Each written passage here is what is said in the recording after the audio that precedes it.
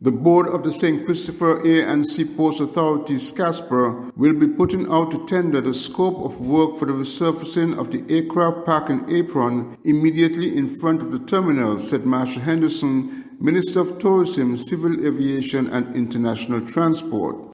The apron is overdue for extensive repairs, and there are restrictions on its use by large aircraft. Earlier, the news media were told that a temporary fix would be sought that would last a few years before the more complex and permanent repairs would have to be done. But there was the concern that the repairs would not be completed in time for the next tourism season, when international flights into the airport would significantly increase. The minister addressed these matters at a recent press conference of the Prime Minister and members of Cabinet. The board agreed that the project for the repair to the apron should be put out for a tender. The chairman is leading that initiative, and I am not sure if it's out as yet, but that was the decision taken by the board. The decision related to temporary repair to the apron as opposed to permanently fixing that part of the apron, and that was based on the fact that there is going to be some work being conducted at the airport or on the terminals. We are in some discussions at SCASPA for permanent work, not just on the apron, but on the terminals.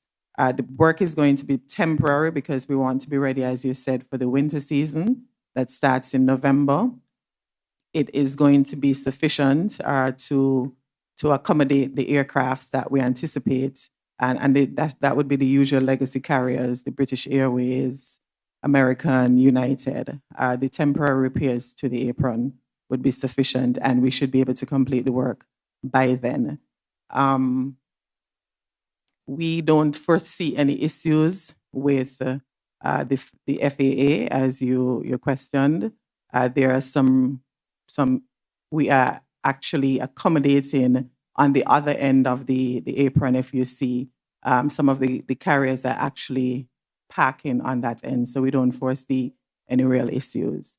Meanwhile, preparations continue and have been finalized for the start of scheduled services by Caribbean Airlines flying out of Trinidad and from Barbados. Glenn Bart reporting for SK Newsline.